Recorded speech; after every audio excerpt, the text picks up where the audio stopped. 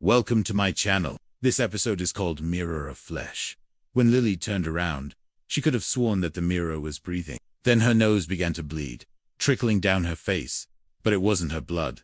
It was the reflection's blood. It smiled wider, its eyes gleaming with amusement. She wanted to cover her bleeding nose, but it was too late. It wasn't her hand moving.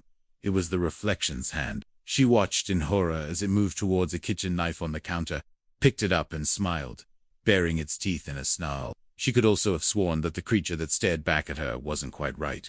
It had her blonde hair, but its face was twisted into a grotesque grin. And then the mirror showed her bloody grin, her eyes gleaming with a terrible, joyous laughter. She was trapped inside, but it wasn't a nightmare. It was her reflection. They grabbed her, pulling her in, crushing her, bending her limbs until they were twisted at unnatural angles. She screamed and stumbled back, but the reflection mimicked her movements and laughed at her terror. It was moving towards her throat, and she knew that if it touched her skin, it would be the end. But before the reflection could strike, something unexpected happened. The mirror behind it glowed brightly, and when the light faded, the reflection was gone. She wanted to scream, to run, but she couldn't. Her mouth quivered as she watched her reflection lose all sense of control, her own reflection turning on her. The mirror glowed, the light from it spreading like a stain across the dusty attic floor.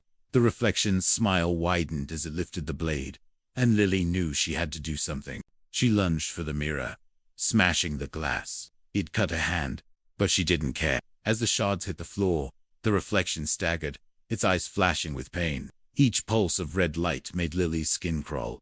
Her hand twitched. Lily gasped and tried to pull away, but her body wouldn't move. But Lily couldn't take her eyes off the blade in the reflection's hand. In its place was a grotesque parody of Lily, her skin rotting, hands gnarled and gray, reaching out to her. As Lily screamed, the mirror rippled, and for a moment, she could see herself lying on the attic floor. Her chest caved in, her eyes empty and staring.